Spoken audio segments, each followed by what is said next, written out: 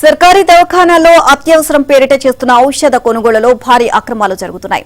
అధిక ధరలకు కొనుగోలు చేయడంతో పాటు అసలు కొనని ఔషధాలకు కోట్ల బిల్లులు పెడుతున్నారు.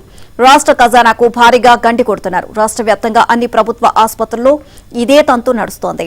ఇలా గాంధీ ఆసుపత్రిలో గతంలో జరిగిన ఔషధ కొనుగోలు కుంభకోణం తాజాగా బయటపడింది. లోకల్ పర్చేజ్ పేరిట 7 కోట్ల విలువైన ఔషధాలను కొనుగోలు చేసి వాటికి 13 కోట్ల బిల్లులు పెట్టిన విషయం ఇంటెలిజెన్స్ విచారణలోకి వెలుగులోకి వచ్చింది.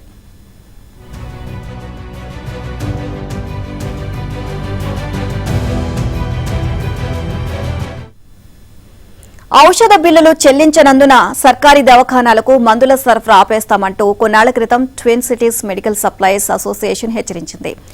తమకు కోట్లలో బిల్లులు రావాలని, వాటిని వెంటనే చెల్లించాలని డిమాండ్ చేసింది. దాంతో ప్రభుత్వం నిజంగా అంత పెద్ద మొత్తంలో బిల్లులు పెండింగ్ లో ఉన్నాయా అనే విషయాన్ని తెలుసుకునేందుకు ఇంటెలిజెన్స్ ను రంగంలోకి దించింది. గాంధీ ఆసుపత్రిలో కొనుగోలు చేసిన ఔషధాలకు పెట్టిన బిల్లులకు మధ్య బోలెడు వ్యత్యాసం ఉన్నట్లు గుర్తించిన ఇంటెలిజెన్స్ ఈ మేరకు ప్రభుత్వానికి నివేదిక సమర్పించింది.